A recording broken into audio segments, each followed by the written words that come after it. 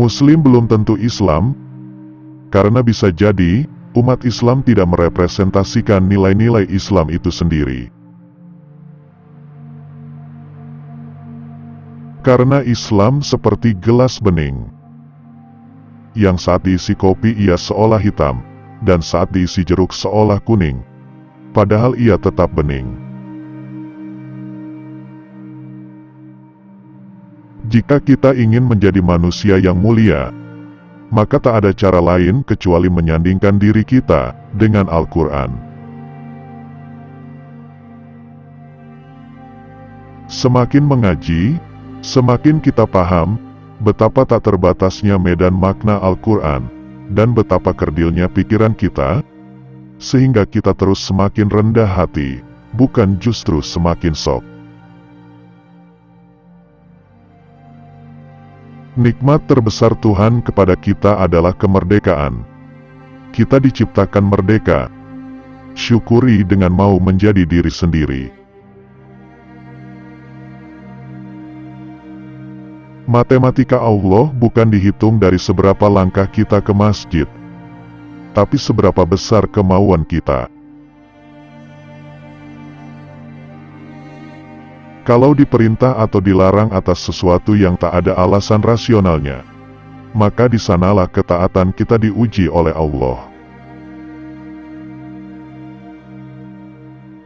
Bagi saya, bentuk penistaan atas Tuhan adalah jika ada orang yang menghina orang miskin, atau apapun ciptaannya.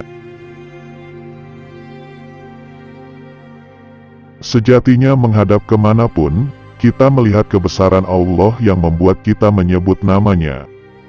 Bukan hanya di Ka'bah, tapi juga di gubuk-gubuk orang miskin, di rumah-rumah yatim, bahkan di lembaga pemasyarakatan. Ibarat kata dalam satu taman, semua bunga layu dan masih ada satu yang masih hidup. Ingin fokus kembangkan ke satu yang masih hidup, ketimbang meratapi dan menghakimi yang mati. Jangan sampai setelah berhijrah, ibadah kita menjadi lebih semangat, namun kita menjadi tidak murah senyum kepada orang lain. Jika seseorang itu bukan saudaramu dalam agama, maka dia saudaramu dalam kemanusiaan. Kita bisa berbeda dalam hal kebenaran, namun kita memiliki visi yang sama dalam hal kebaikan. Mengalah bukan berarti kalah, tapi justru puncak kemenangan. Pendapat kita benar, tapi bisa jadi mengandung kesalahan. Sedangkan pendapat orang lain salah, tapi bisa jadi mengandung kebenaran. Melukai dengan lisan, lebih buruk daripada melukai menggunakan pedang. Begitu seseorang merasa pintar, maka saat itu ia berarti bodoh. Sebagaimana begitu seseorang merasa suci, saat itu ia sedang kotor. Seringkali kita mengkambing hitamkan orang lain, atau sesuatu di luar diri kita, padahal yang bermasalah adalah diri kita sendiri. Begitu pula kadang kita mencari solusi di luar diri, padahal solusi itu sebenarnya ada dalam diri.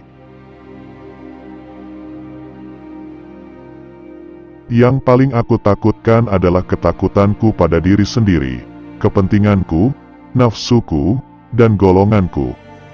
Karena itu, dalam tasawuf, yang harus pertama kau urus dan kendalikan adalah egomu. Guru adalah siapa saja yang mengajariku walau sehuruf.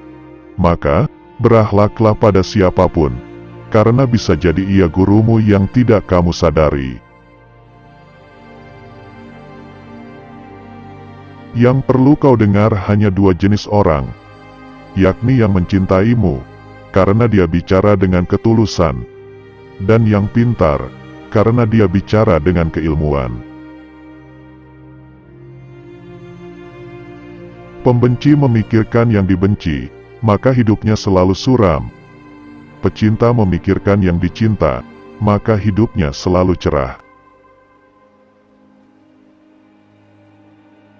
Meninggalkan kesan yang baik lebih penting dalam dakwah ketimbang menyampaikan pesan yang baik. Ibadah adalah seni merayu Tuhan untuk mengetuk pintu hatinya.